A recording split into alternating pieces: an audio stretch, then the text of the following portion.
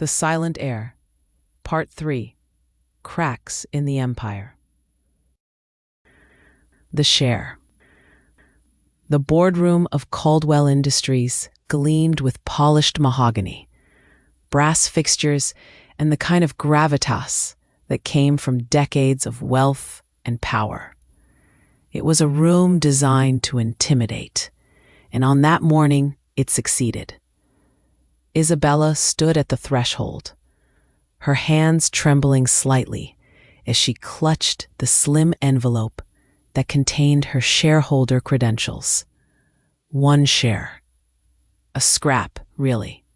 A mockery disguised as inheritance. Yet it was also her last thread connecting her to her father's empire. She drew a breath and stepped inside. The murmur of voices faltered for a second before resuming with renewed energy. A few board members glanced her way, then dismissed her with polite indifference. Others allowed their eyes to linger, amusement curling their lips. She was the curiosity of the day. Michael sat at the head of the long table, a vision of confidence. His tailored suit was impeccable, his cufflinks gleaming. He rose with a flourish, as though the meeting itself were his stage. "Ladies and gentlemen," he said, spreading his arms, "welcome. Today marks a new chapter for Caldwell Industries. Father built the foundation, but it's time to raise the empire higher." Polite applause followed. Isabella slid into a chair at the far end of the table, deliberately small, almost trying to disappear. A man beside her, Mr. Hardwick, a gray-haired executive who had served Richard for decades, gave her a brief nod. "Miss Caldwell." She managed a smile. "Just Isabella." He studied her, then looked away, his expression unreadable. Michael opened with his signature bravado. "Our expansion into Southeast Asia is moving ahead of schedule. I intend to finalize the acquisition of Hanlow Manufacturing by next quarter." "Hanlow?" one board member asked, brows raised. "Their leverage to the hilt." Michael waved the concern away. "Risk breeds reward. Father always said so." Across the table, Isabella noticed Hardwick shift in his seat. Another director, Mrs. Langford, exchanged a subtle look with him. Unease flickered, quickly buried beneath polite masks. Isabella's eyes caught the exchange. She lowered her gaze, but inside, a spark lit. Something in the room was off. The meeting continued, full of projections, charts, and Michael's confident declarations. Isabella sat quietly, absorbing every word. Then came the roll call of shareholders. "Michael Caldwell," the secretary announced. "Present," Michael said, his smile dazzling. The names went down the list, until inevitably, Isabella Caldwell, 1 share. The room tittered with poorly concealed laughter. Michael's lips curved in mock sympathy. "Ah, yes," he said smoothly. "Our minority shareholder. We mustn't forget you." A chuckle rippled around the table. Isabella's cheeks heated, but she lifted her chin. "Present," she said softly. Michael's eyes glittered. "I do hope you find today educational." The meeting resumed, but Isabella was no longer drifting on humiliation. Her eyes sharpened, tracking every gesture, every exchange of glances. Michael was persuasive, but she saw cracks. Too much arrogance in his voice, too much haste in dismissing concerns. At one point, Mrs. Langford raised a hand. "Michael, with respect, Father Richard always urged caution when dealing with over-leveraged acquisitions. Are you certain this is the right move? Michael leaned forward, voice silken but edged with steel. Mrs. Langford, times have changed. My father's caution was a product of his era. We live in a world that rewards boldness. Boldness, she repeated carefully. Yes, Michael said, smiling as though the word itself were a crown upon his head. Hardwick cleared his throat. And what of the union negotiations in Chicago? They're growing restless. Michael's smile thinned. Leave them to me. They'll fall in line. Again, the flicker. Langford's slight frown. Hardwick's tightened jaw. Isabella caught it all, storing it in the back of her mind. The meeting adjourned with a flourish of Michael's hand. Ladies and gentlemen, Caldwell Industries is destined for greatness under my leadership. Thank you for your faith. The room applauded, some sincere, others dutiful. As the board members began to file out, Isabella remained seated, gathering her things slowly. Hardwick lingered, glancing back at her. Don't let it get to you, he said quietly. She looked up, startled. The laughter? He gave a dry smile. That too. But more than that, Michael's showmanship. He has his father's charm, but not his restraint. Her breath caught. You think so too? His eyes narrowed, as though realizing he'd said too much. He straightened. Good day, Miss Caldwell. She watched him leave, her pulse quickening. Michael approached then, the predator returning to gloat over his prey. Izzy, he drawled, how brave of you to attend. Did you enjoy the performance? Her lips trembled into a faint smile. It was enlightening. He chuckled. Don't fool yourself. This isn't your world. That share is a joke, and everyone knows it. You do well to sell it back to me before you embarrass yourself further. She tightened her grip on the envelope. It's mine. I'll keep it. Michael leaned closer, his breath warm, his tone mocking. Suit yourself. Just don't imagine it gives you any real power. He straightened, flashing his signature grin, and strode away, leaving her alone in the cavernous room. The silence pressed in on her. Isabella sank into her chair, heart pounding. They had laughed, yes. They had mocked her, yes. But in their eyes, in the cracks in their expressions, she had seen something else. Doubt. Fear. Michael thought her share was worthless. Perhaps it was. But it had brought her into that room. It had let her see the unease simmering beneath the surface. She lifted her chin. For the first time in years, she felt a strange, unfamiliar stirring in her chest. Not humiliation, not defeat, something else. Possibility. And though she said nothing aloud, a silent thought formed like a vow. One share. One chance. That's all I need. The watch's secret. The estate had settled into its evening silence.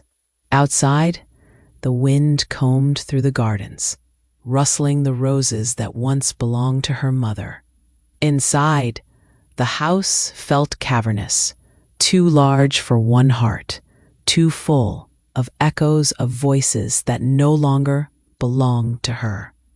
Isabella sat in the parlor, the only sound, the steady tick of her mother's pocket watch. She turned it over in her hands, the small object warmer than the room itself. She whispered to the watch as if it were her mother. "They laugh at me, Mama. Michael says I don't belong. Maybe he's right. Maybe I was never meant for this world." Her voice wavered. The fire snapped in the grate, answering her with sparks. Isabella pressed the watch to her cheek, feeling its cool metal. She had kept it close every night since the will reading, as though her mother's touch lingered there still. A knock broke the stillness. Mrs. Hughes stepped in brisk as ever. "Would you like some tea, Miss Caldwell?" Isabella smiled faintly. "That would be nice." The housekeeper hesitated, her eyes flicking toward the watch. "Your mother used to wind that every evening. She never let anyone else touch it." "You remember?" Isabella asked softly. Mrs. Hughes gave a curt nod. "Of course. Good night, miss." The door clicked shut. Isabella looked down at the watch again, more intently this time. "Never let anyone else touch it." The words echoed in her mind. She traced her fingers along the engraved initials on the back. E.C. Eleanor Caldwell. The latch was firm, the face delicate. She pressed lightly at the edge, then harder. Nothing. She tried winding the key, turning it this way and that. And then, a faint click. Isabella froze. She tilted the watch, and a hidden seam revealed itself. So fine, she wondered how her father or Michael had never noticed. Her pulse quickened. She pressed again. The back popped open. Inside, nestled against the gears, was a folded piece of yellowed paper. She gasped softly, heart hammering. "Mama." With trembling fingers, she drew out the tiny slip and unfolded it. The handwriting was neat, almost mechanical. Not her mother's. Her breath caught. It was her father's. On the paper, a string of numbers and letters. 170392, LZ 314, 09X 1432 7 1945. She stared at it, baffled. "What is this?" Her voice echoed in the empty room. She read the sequence again and again, but no meaning came. It wasn't an address. It wasn't a date she recognized. The door creaked. Michael's voice sliced into the silence. "There you are." Isabella's fingers clenched the paper instinctively. She snapped the watch shut and hid it in her palm. Michael stepped inside, his smile predatory. "Sitting in the dark? How very fitting." "I was just thinking," Isabella murmured. "Dangerous habit for you," he quipped, moving closer to the fire. He glanced at the watch in her hand. Still clinging to that trinket. "It was Mother's," she said quickly. His smile sharpened. "Yes, sentimental. That's all it is. Don't imagine it means more." She forced herself to meet his gaze. "I don't." "Good." He straightened, dusting imaginary lint from his sleeve. "Don't stay up too late, Izzy. You might start believing you belong here." He left as suddenly as he had come. Isabella waited until the sound of his footsteps vanished. Then she opened her fist, staring at the folded slip. Her heart thudded with a mix of fear and excitement. She whispered to the empty room, "Why did you hide this, Father? Why give it to me?" Her eyes returned to the numbers. 117-392, LZ 314, 09X 1432 17 1945. A code. A secret. Something deliberate. The humiliation of the boardroom replayed in her mind. The smirks, the laughter. Michael's mocking voice. That share is a joke. But this was no joke. Isabella rose slowly, clutching the watch and the paper close to her chest. The firelight danced across her face, softening her usual timidity with something else, something sharper. The first seed of power had been planted. She whispered again, her voice steadier this time. I will find out. And for the first time, the silence of the Caldwell estate no longer felt suffocating. It felt like a secret waiting to be unlocked. Sleep eluded her. At dawn, she carried the watch and its secret to the library. Dust motes swirled in the pale light as she pulled down ledgers, journals, and old maps. She spread papers across the desk. Caldwell Industries' annual reports, her father's travel itineraries, and faded letters. She whispered the numbers aloud, trying to anchor them somewhere. 170392. She flipped through an old company file from March 1992. Meetings, contracts, nothing unusual. LZ314. She turned pages. The letters meant nothing. A factory code? A warehouse? Hours later, frustration burned her eyes. She pressed her palms to her face. I'm chasing shadows. But her gaze drifted back to the watch, to her father's deliberate hand. Richard Caldwell didn't waste ink. If he had written this, he meant for it to be found. She whispered, He left this for me. A knock startled her. Mrs. Hughes entered with a tray. You've been here all morning. Eat something, Miss Isabella. Thank you. Isabella hesitated. Then, Mrs. Hughes, do you recall, did father have files he kept aside from here? The housekeeper adjusted her glasses. No, miss, but I do remember he had private files, locked cabinets in his study. No one was allowed. Keys? Isabella asked quickly. Only he had them. The paper seemed to burn in Isabella's hands. She thought of the heavy oak desk, the drawers she had never dared open. She whispered, half to herself, maybe the key is there, hidden. That night, she sat alone in her father's study. The air smelled of cigar smoke and leather. She ran her hand across the desk, searching. The watch ticked softly in her palm. Where would you hide it, father? She murmured. She tried every drawer. Locked. She tried the bookcases. Nothing. She slumped into his chair, feeling foolish. Then the watch slipped, striking the desk with a hollow clink. She picked it up and froze. The sound echoed differently. Hollow. She rapped the desk surface again.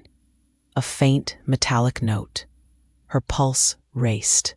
She pressed along the underside of the drawer until her fingers found a notch.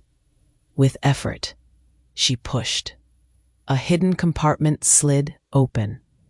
Inside was a small brass key. Her breath caught.